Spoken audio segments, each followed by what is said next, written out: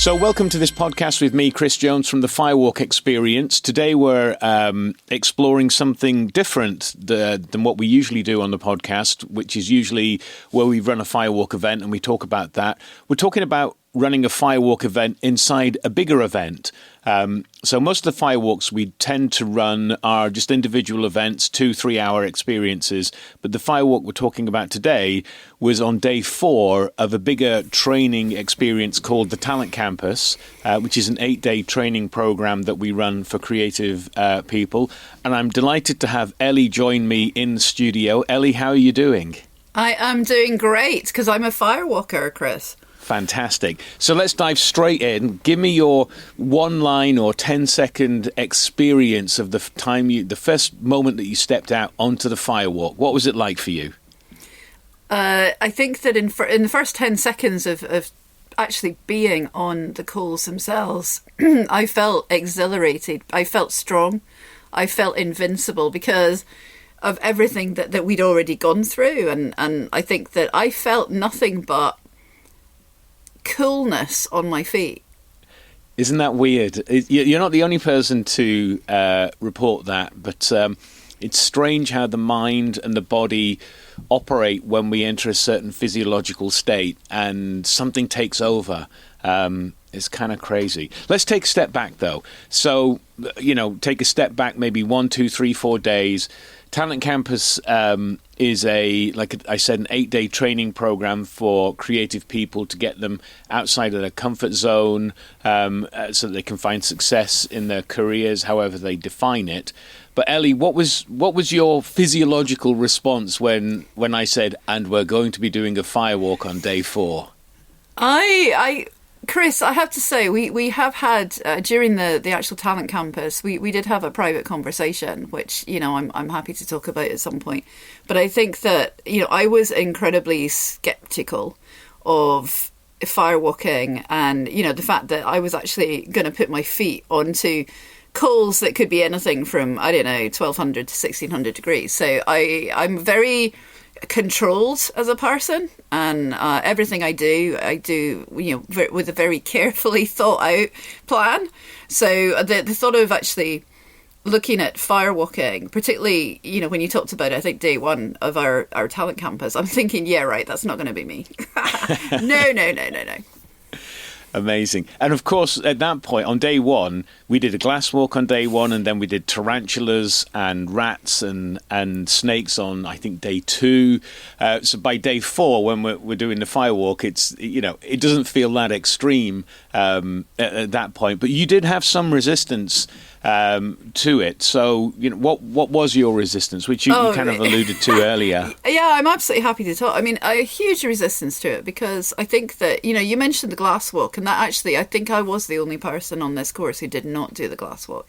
And I my brain was just saying, why would you do it? You don't need to do it. What's the purpose of doing it? What are you going to get from it? Because it's just walking on glass. And I think as well that I'm quite an adventurous person anyway, so I've already done some really wacky, stupid things. So I was trying to control my logical side with my emotional side, and generally what wins through in high stress situations is my logical side, because my whole background was in crisis communication before I started screenwriting. So I've always been the person that's jumped into, to prevent chaos or sort something out. Or I know we talked about, I think at one point in one of your lectures you were talking about the fact that when things go wrong, people tend to take out their phones and just film it, whereas I was always taught, because I'm a crisis comms person, is that you have to take charge, you have to take control, because no one else is going to do anything.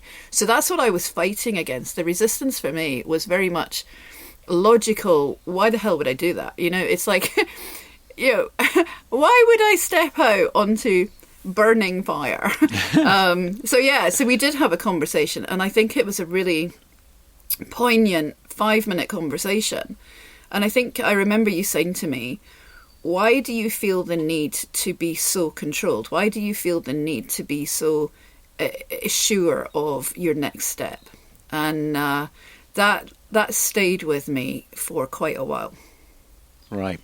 Because it's it's something we all struggle with, the need for certainty and control, because obviously, we don't want to get hit by a car by walking into the road. So it makes logical sense. But there comes a point, particularly as we get to adulthood and way into adulthood, where maybe we're seeking too much control, maybe we're seeking too much certainty, and we're losing out on the joy of chaos. It's not literally chaos, but I suppose controlled chaos.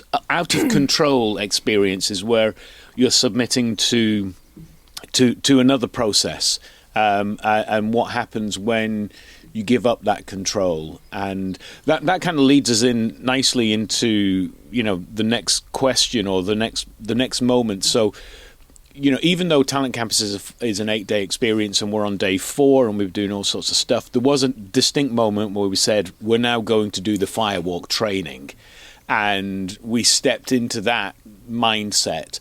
What was that like for you? Did you still have the resistance going on in your head? Was a little voice screaming at you, or had you kind of gone, okay, I'm all in? I was first in the queue for that training, so I kind of barged my way, I think, through everyone else, because there's lots of people who want to be first. There's amazing people in Talent Campus, and they're just, the change in everyone was incredible. But I thought, no, let's just try this. And the reason that I did is, it's a personal story. Is I my son as well, yes. kind of my son, and I'd spoken to him the night before, and he's gone through some trials himself, and I said to him, let's talk about this Firewalk. And I was still pushing back. I'm still going, I just don't know what, I've already done some things that have put me out of my comfort zone. And, do I really need, at this point in my life, to put myself out of my comfort zone again? Because I know what it feels like, And my son was like, he said, why not?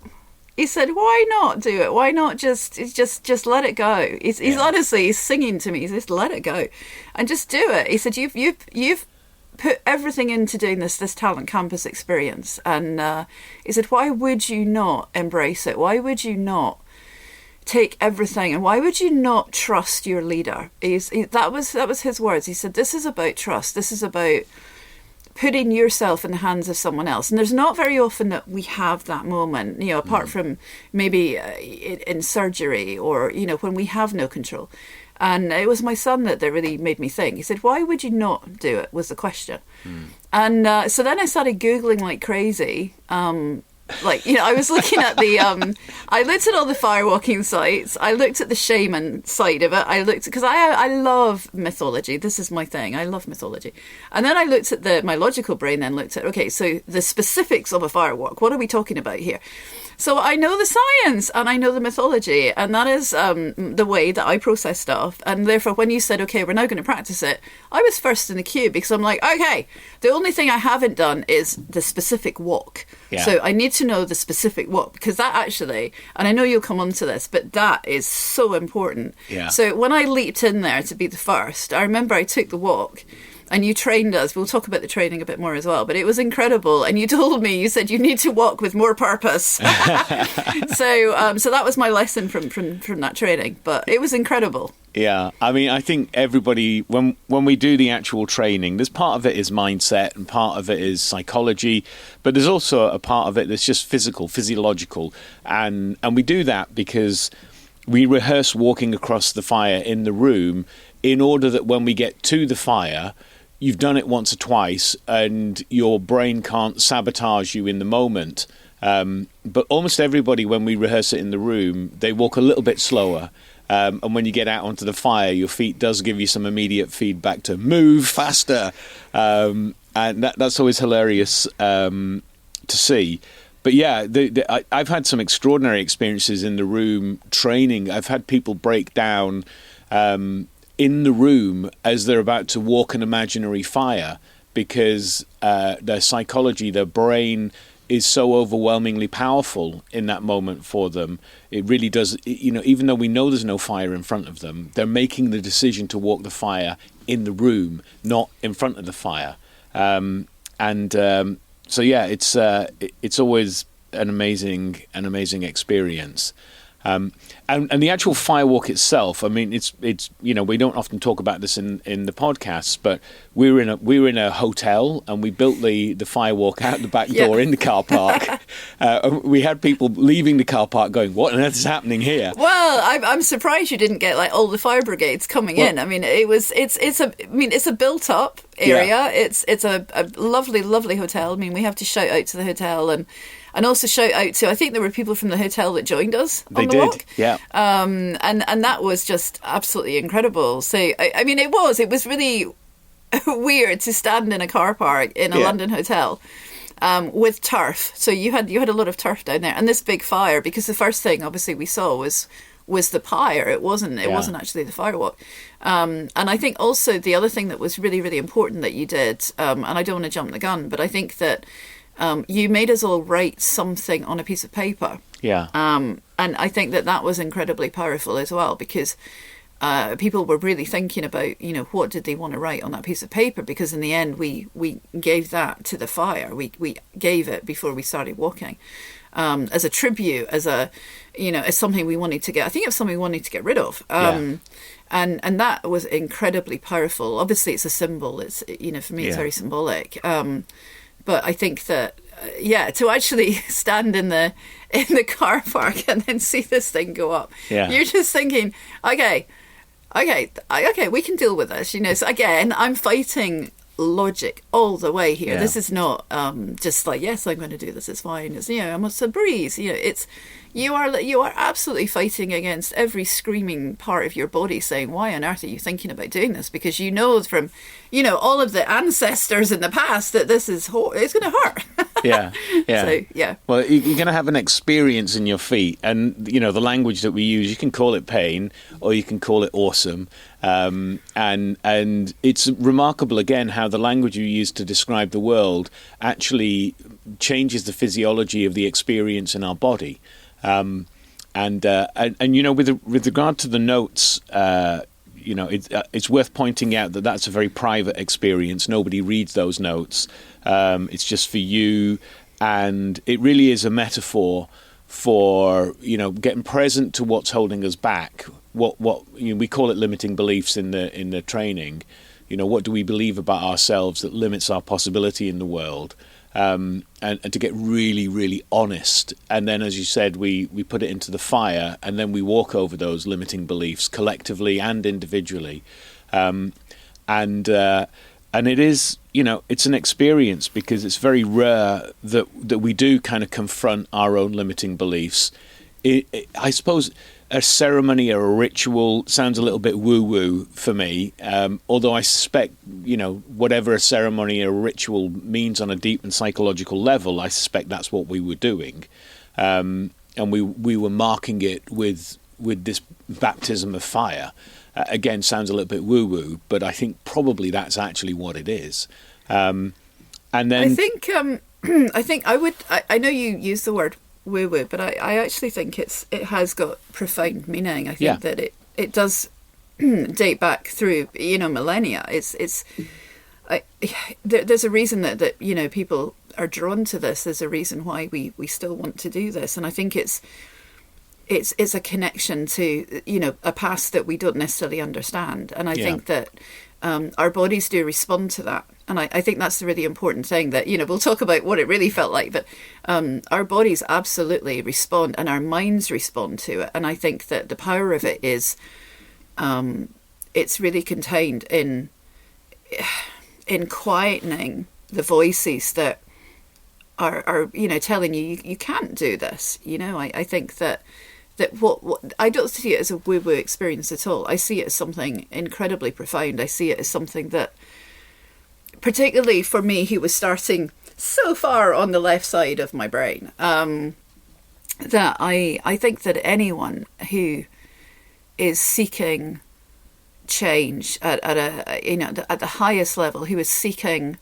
a different future, who is seeking answers that they want to know just who they are, they should be doing a Firewalk in the right setting, with the right training people, with the right people around, because it wasn't just you, Chris. You were incredible, but it was also your your colleagues, because you had people who were observing and watching and caring for us as well as the fire. And I think that that's what's so profound about it, was that you actually had 3 other people there who were part of your firewalking team, who, you know, I actually spoke to them when you had all gone inside. I had a quiet chat with them as well before I, you know, had fully committed. And they were incredible. It was 2 minutes. I just spoke to them, and what they said to me was, you know, trust in Chris. Right. He knows you're ready for it, and he will say if you're not ready for it, he will absolutely not let you walk. Right. And they were, I don't think you know that, but they were incredible. Just for those 2 minutes, they spoke, they listened, they reassured, they didn't push, but they said what I needed at that moment in time. So they were incredible. Yeah, that's Keith and Selena, who, you know, Selena's a master firewalk tender. She's probably the most experienced fire crew in the world. She's also, you know, a firewalk trainer herself, as is Keith. Both of them are, but they love to come and be the support team for, you know, firewalks for other people, and we tend to do lots of them together, so we know each other, you know, very, very well. And, you know, Selena and Keith are both completely right. Like, there have been instances where I don't think it happened on our firewalk because we're on day 4 of a big training, but when it's a 2-hour training, there are instances where, you know, I've had to kind of stop and go and talk to the person because they keep bouncing themselves out of their psychological state, and, you know, particularly if it's like, you know, a one for a school or for a charity, and, you know, their husband and 3 little kids are over there all saying mummy, mummy, you know, and you can suddenly go from the energy of a firewalking warrior into mummy energy, and you don't want to be walking so over different. The firewalk, you know, in mummy energy. That's not going to end particularly well. And again, it sounds a little bit strange, but it really is about how your body changes when you rise to the warrior state. And you can see it. You can literally see it in people's faces and in their chest and in their breathing when they step up to the fire and they feel the heat of that, you know, 1,500 degrees of you know, it's so incredibly hot. And that's another bit of feedback people often give me in the room is, that was a lot hotter than I anticipated. I'm like, do you know, it's so weird, Chris, because people did say that. They were saying to me how hot it was. And I don't know. I saw you, when I stepped forward and I saw you at the end of the walkway, at the end of the fire, I actually did not feel... It's very strange. I did not feel the heat. I didn't. I just was focused on you at the end of the walk. I had gone into my warrior state because my warrior name is a very profound name. It's one of my young adult characters in a fantasy novel that I've written since I was about 15. There's like 6 of them. I've never published them, but she is really powerful to me. So I used her name, and I think her name gave me. And this is going back years. I mean, you were talking nearly 40 years of writing about this character. So she gave me the power that I think I was missing. And she's been there. What is it they say? The first book you ever write is really about the person you want to be. And she is definitely the person I would have wanted to be. So just that name, because I know we have to talk. I don't know if you do this in every walk, but that was such a powerful... Yeah. Such a powerful thing to name your warrior. Yeah, no, we don't do that in the short firewalks, like the 2-hour trainings. There just isn't time, and there isn't a kind of psychological setup in order for people to go to that place. I've tried it, and they end up just, you know, using Superman or, you know, something like, because they go blank in their mind. They go, I don't know what to do, and it's not enough. Yeah, exactly. We had time. And I think that those are. Those would be the differences then for you know, in terms of the time that you have to think about it. I'm in awe of what you do in terms of setting up the short form as well, because I do think that we were all in a place and everything. I think 32, 36 people maybe did. Maybe even more, because we had friends that came in. But I think that it is about overcoming the primal fear that you have to be yourself. I really think that, inside us all, and you talk about this at the London Screenwriters Festival, that's incredible as well. But it is about the inner warrior. It is about the person that you don't always need to bring her or him out. I know you talk about it's really a female warrior, and I do agree. I think a female warrior is very powerful. But I do think that for the purpose of this Firewalk, it was, and you talked earlier about seeing the faces. So the faces of my friends who became my friends, I did walk first, and that was such a powerful thing for me, because I thought, no, I'm going to do this. We're going to do it first. But then I had the joy and privilege of being just behind you and watching everyone as they prepared to walk. Yeah. And you mentioned you see the change in their faces and the change in their stance. And you do. You absolutely do. I mean, I think that the mumblings that are happening around the fire before people step up to that walkway, and you are on, it's like an airplane taking off at Heathrow, yeah. It's gearing up, it's getting ready, the engines are going, they're firing up. And then you give them the sacred words, and if you think that's woo-woo, that's fine, but you give them the words, you give them, are you ready? Yes. What is your name? This is my superhero name. Walk. And I think that is so powerful, because the connection between you as a walker and you as a receiver is so important. That to me was the most important part, was that we made eye contact. There was no, you absolutely, the eye contact was so profound, because you were in the same moment as we were in, and you were believing that we were able to make that walk. So we also had the power of you to believe, on top of our own power, that we could make the walk. And that was really powerful, is the eye contact as well. So yeah. It was incredible. Yeah, I mean, I remember you walking first, and I remember I said, who wants to walk first? And there was a very loud, me! And there was no doubt it was going to be you, and you stepped up to the fire, you got in state, we went through our little questions and ritual and getting ourselves ready, and then you motored across. And what was that moment like for you? Those few steps. It was a release. It was like you're forging. So the way I talked about it afterwards to my son was I became the phoenix. And for me, it was the moment of rebirth through the flames. Yeah. And I know, just to reassure everyone, there are no flames. When you do the Firewalk, it's very much hot coals, and you're not kind of walking through like, Mission Impossible fire. It's not like that at all. But it's definitely, for me, it was a rising. It was a kind of a reinvigoration of life. It was another star. And I don't call that woo-woo either. I think that it is what you believe it to be. I think that everyone that did that would have their own reasons for doing it, that everyone would have their own takeaway from it, and that everyone... But I think they breathe differently on the other side. I mean, I will say that the one profound moment for me, and I'm not sure if I'm able to mention her name or not, but you'll know who I'm talking about, was when you waited until the fire was at a better temperature for this amazing woman. Yeah. Who I absolutely, I broke down. She is one of the few that when I saw her walking across with your amazing team, I absolutely broke down, because she was phenomenal. And she did it even though she wasn't sure, what her potential was going to be.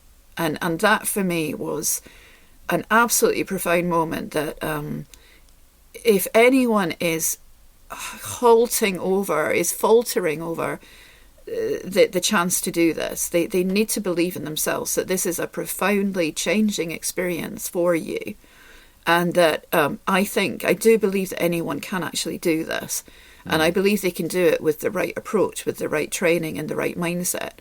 and they have to believe in themselves so much that, you know, coming to the other end of this war, they will rise like a phoenix, and they will be able to do new things, and they will be able to approach life in a very different way. Because I've had some huge challenges since we finished Talent Campus, and I think that I would have handled them very differently if I hadn't have done the walk in my warrior state, because I'm pulling on this warrior every day at the moment. And I think that I highly recommend that people approach it. You have to make up your own mind. I did. I took a lot of time to think it through, but that's me. It's not everyone. You have to do it because it connects you with a past that we really don't recognize and understand, but it is such a powerful past that we have to embrace it, and we have to learn that there were people that lived before us without telephones, without Wi-Fi, who were powerful storytellers. And they did these firewalks for a reason, and they did them to connect. They did them to connect with a past that even they were looking for. And it makes you more powerful, and it makes you stronger, and it gives you an outlook on life that is fearless in the best possible way. Yeah. I mean, you know, when I say woo-woo, I suppose I'm talking to the people who, you know, are listening to this in a kind of slightly cynical way as well, going, oh, no, it's, you know, it's like that, whatever that is. But as you know, I very much believe that we're evolved. You know, we are, you know, the cave painters, the shamans of our generation, because we're creative. And I think that gives us a kind of different perspective on the world. I'd even go as far as to say, and I talked about this on Talent Campus, that, you know, there is a theory that in the ancient tribes, there were people whose job it was to stay up through the night, and they were the night watchers.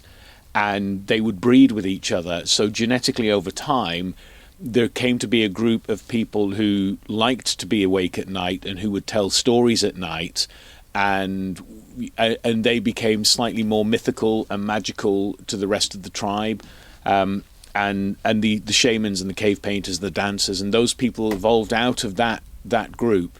So, you know, I'm with you. I really believe that this is, you know, ancient and in our DNA at a very deep level, and it unlocks something, it triggers something, and once that's been triggered, you know, it's there.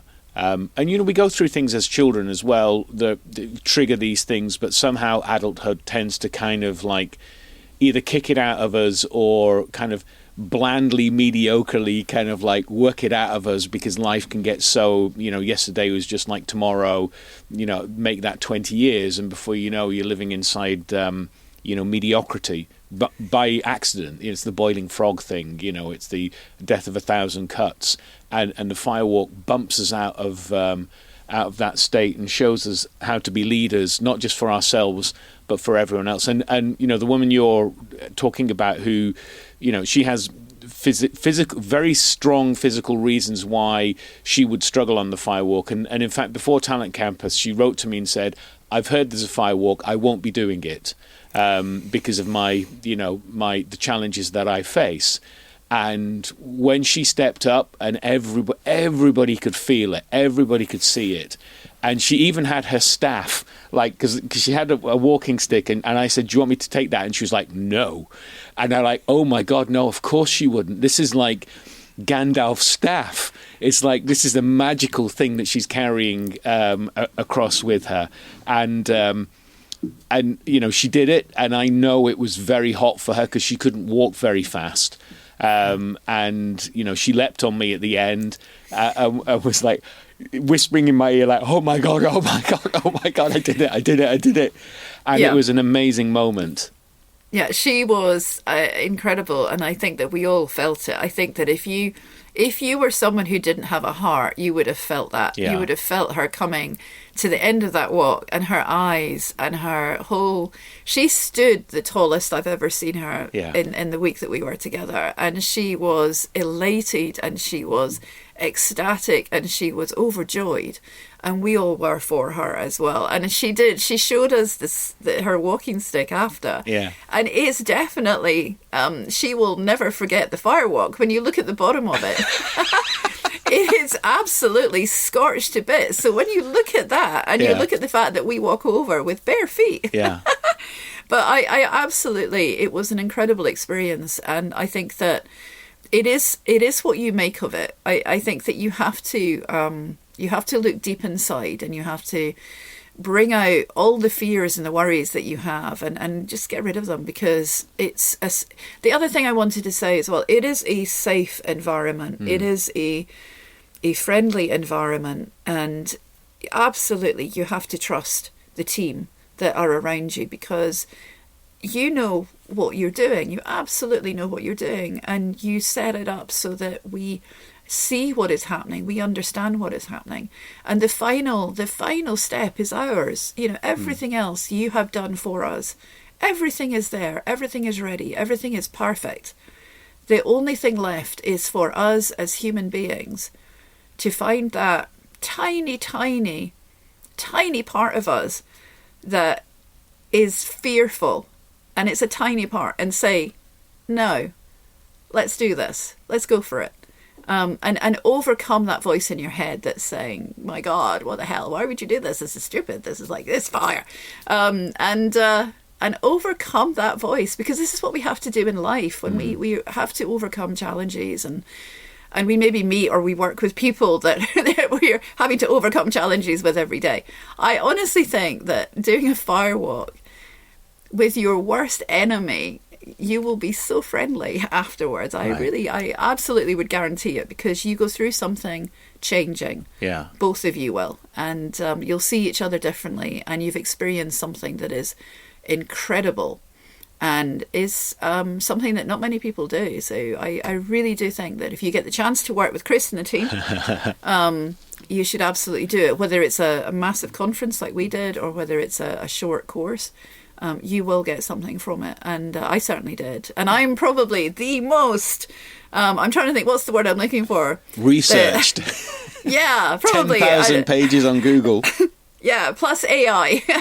But I put that aside, and I thought, you know what, I have to, it's very hard for me to trust other people. And I think that was the biggest problem that I came into.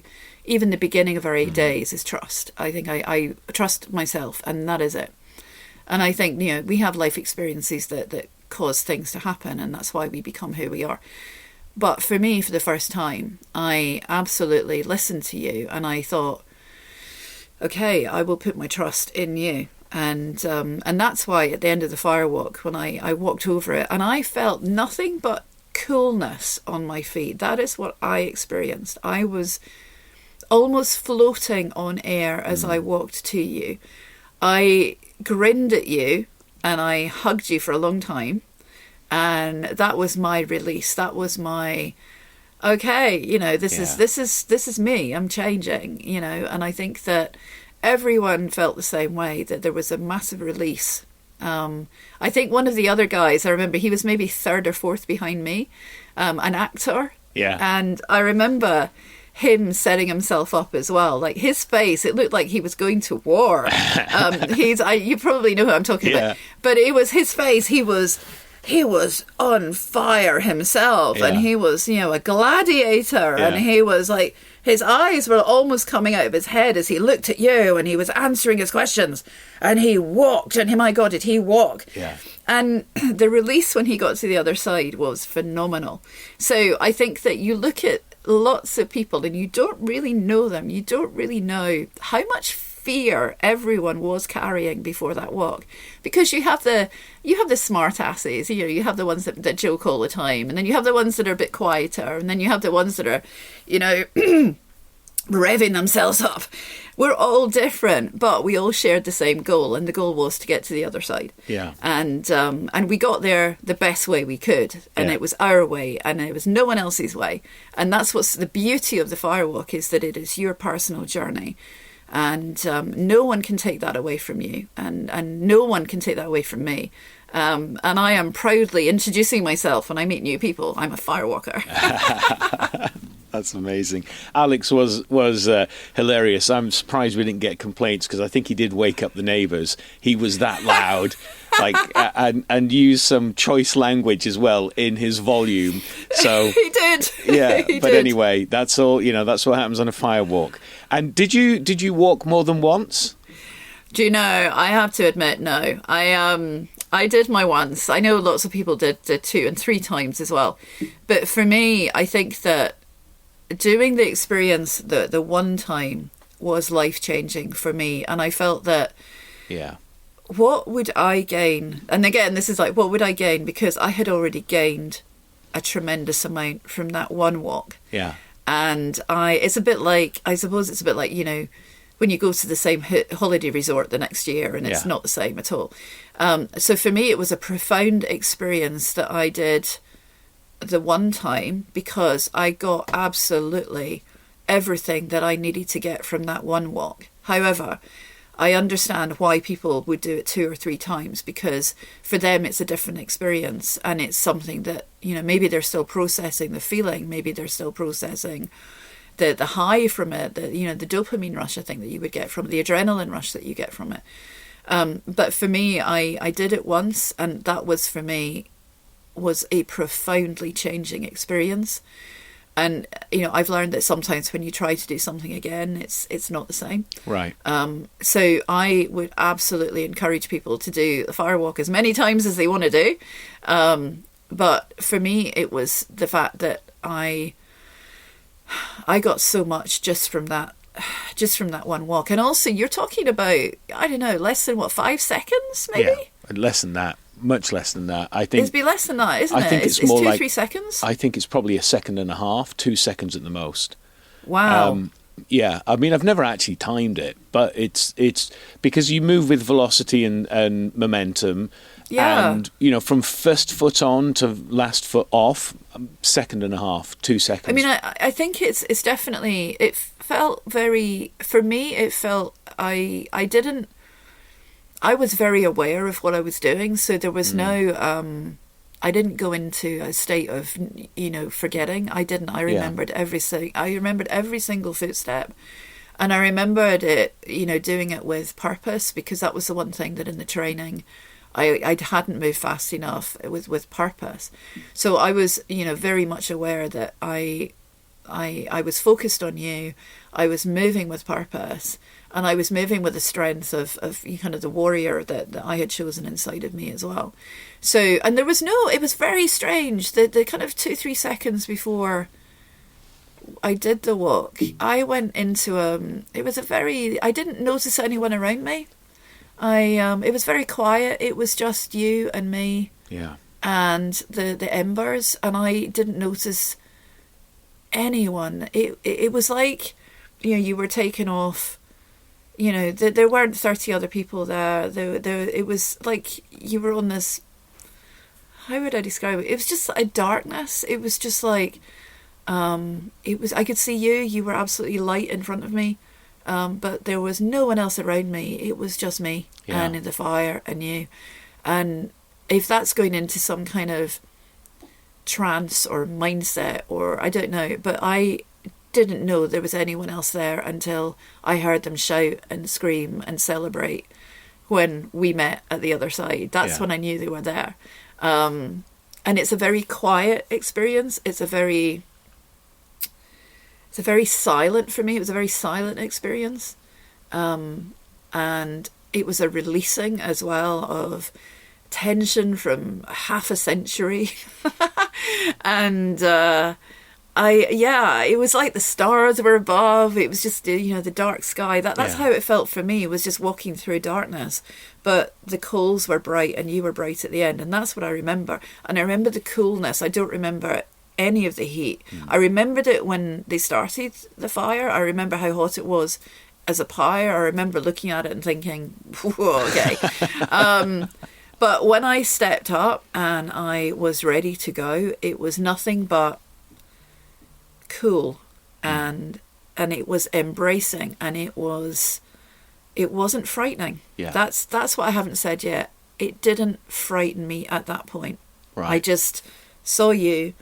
I felt incredibly calm, and I walked, and it was for me it's definitely been so profound. Yeah. And I do say to other people that, you know, I definitely had reservations, huge reservations, but I am a changed person because of it. Yeah. I think, you know, what you're describing, again, I've heard other people talk about it, and I do think it does illustrate how we are, you know, ancient creatures, 200,000 years old, evolutionary, and we haven't really evolved since then. And we're just reconnecting with those 200,000 years of life being programmed into our DNA, and that quietness, that silence, is so blissful when you know your future, and all that matters is the moment in the future that you're committing to, and how everything else just drifts away.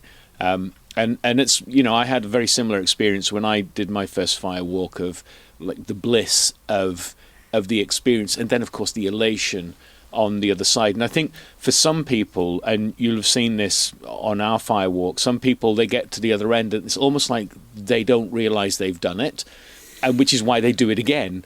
And other people are doing it second and third times because it's triggering something about, you know, pushing through, and they want to go more and they want to go more. Because every time we do a second, third, fourth, fifth walk, we'll make the Firewalk longer, and by definition it's getting hotter, because we're continually putting hot embers on top of hot embers, on top of hot embers, on top of hot embers.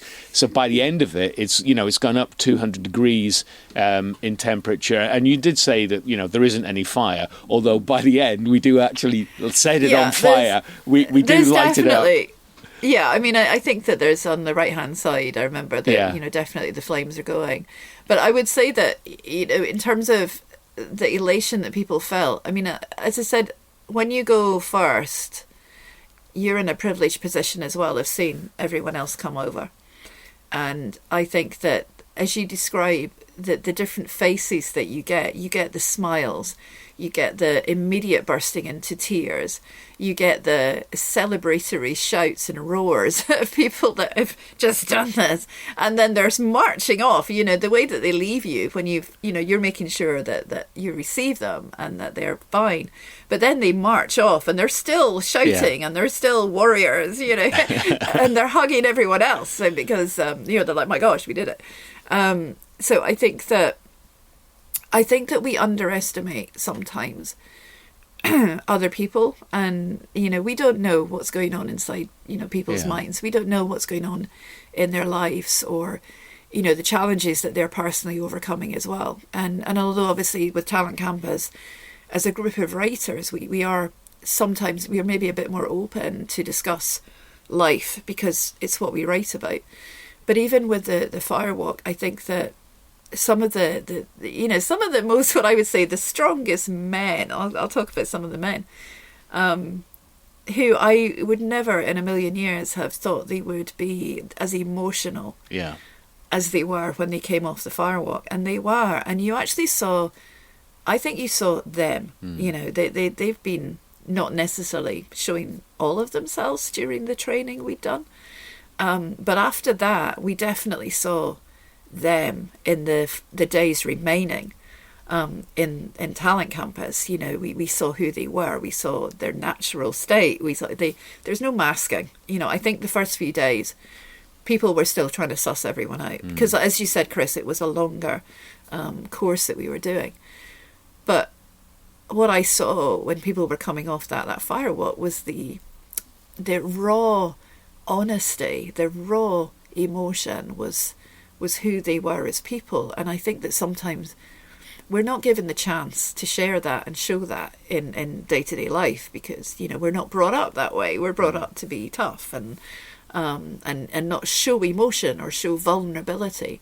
That's the word I'm looking for. When we come off the Firewalk, it's when we're most vulnerable, but we're also at our strongest. And I think that's a really hard thing to get your head around. But I do think for me, I was showing my utmost vulnerability, but at the same time, I was harnessing the strongest I've ever been. Right.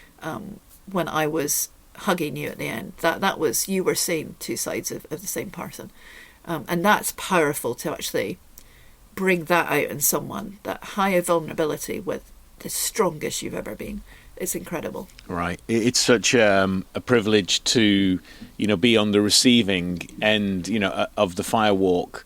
And I do remember, very, very clearly remember the hug that you gave me, because the second you were off the Firewalk, it was like the strongest, giantest hug I've had.